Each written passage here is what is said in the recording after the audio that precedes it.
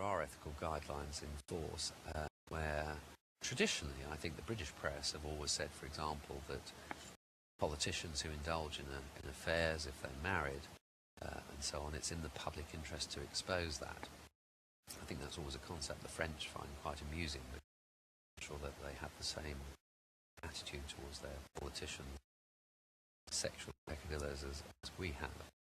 But the British presumption has always been it's not your behaviour necessarily in itself that causes the problem. It's the hypocrisy that it exposes. It's the lying that you've done, the deceit associated, and therefore, somebody that's a politician in the cabinet, somebody that's in the public eye that has a reputation built on their them being a family man and happily married and so on.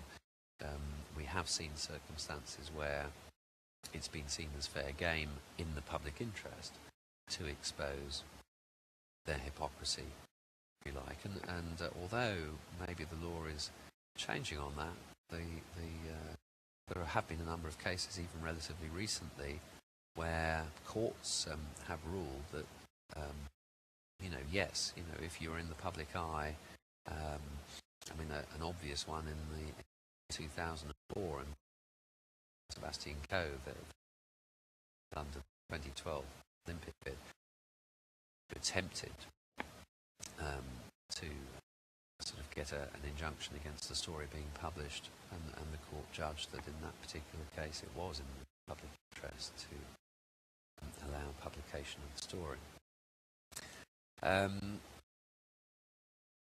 Shazababes, I think I'd like to come back to your draft when I think we'll wrap up on libel in the last few minutes, and that's a relevant question then.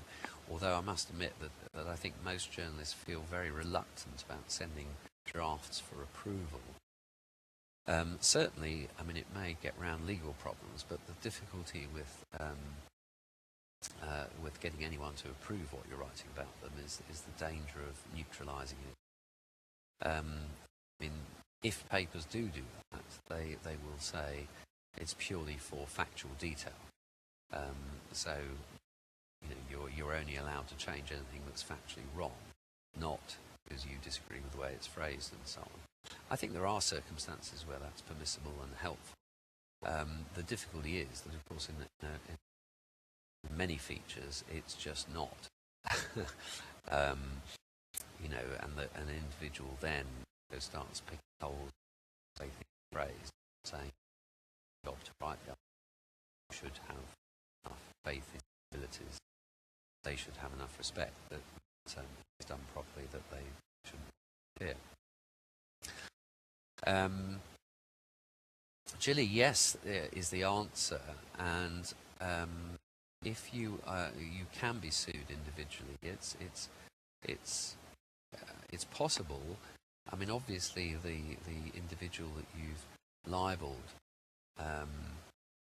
is most likely to initially go after the publisher because of they're the ones with the money. But it's perfectly feasible, especially working as a freelance, for you to be individually sued over a story. And from that point of view, if you're going into the business professionally, sort of as a freelance writer, then certainly it's something you might want to look at, the possibility of insurance. It's not something that the papers get involved in. Frankly, the costs would outweigh, I think, take their chances and get sued, pay the bill when it comes. But it's very, very risky, as you say. And of course, something that some of you raised earlier was what's regarded as controversial in England, what's regarded as controversial elsewhere in the world may be different. So every country has got some kind of protection for its national security, and that means that if you remember the plane spotters being arrested in Greece, for example, being very, very careful about tackling those kind of stories anywhere in the world, but particularly those parts of the world where security issues are particularly sensitive. And finally, I think just on the headings that we need to look out for, we've had a number of changes in the law in recent years to principally to prevent sort of racial discrimination on the street, but it does mean that there are laws about incitement to racial and religious hatred in the press, which I think just would encourage journalists to be careful about how they phrase things, what they write, and obviously you would expect a responsible journalist isn't whipping up sort of hatred, but it's not infeasible that you would find yourself on dangerous ground there if you were writing something that cited you to riot.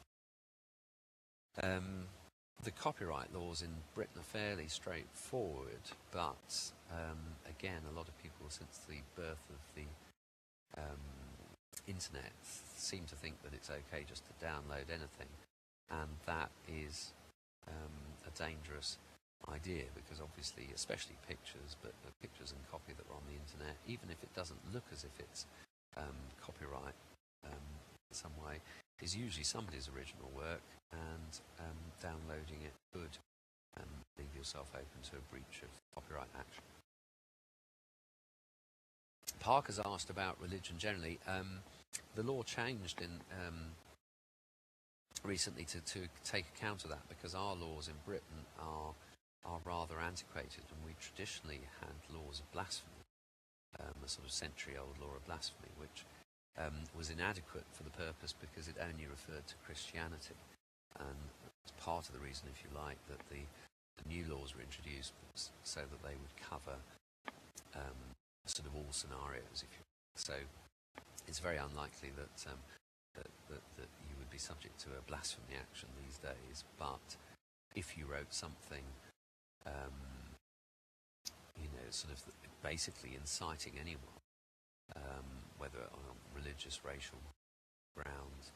I mean, the only case that we've really had which has been investigated by the police in this country that I'm aware of at the moment was an editor who wrote very nasty comic column about sort of travellers setting up a site outside town. Again, was reported to the police. It was investigated under the new incitement laws, although he wasn't prosecuted. I think, to be fair, as a journalist, it's pretty easy to steer clear of the dangers, because even if we're reporting on difficult conflicts, or, for example, if you were reporting on a far-right march, you can report on the march and the protests without necessarily reporting in words or offensive phrases and so on, and the same in reverse. So, I mean, again, a bit of responsible journalism should keep trouble there.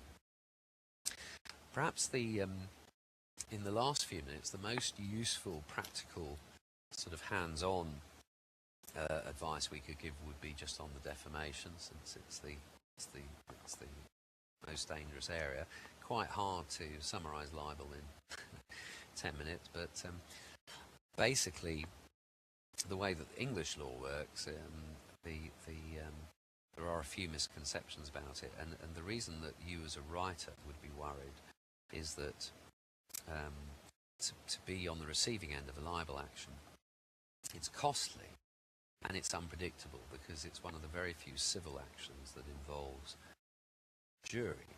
I think it's fair to say that you very rarely go into a libel case being sure of the outcome, because there's a lot of argument over the meaning of meaning, what exactly meant that phrase. The starting point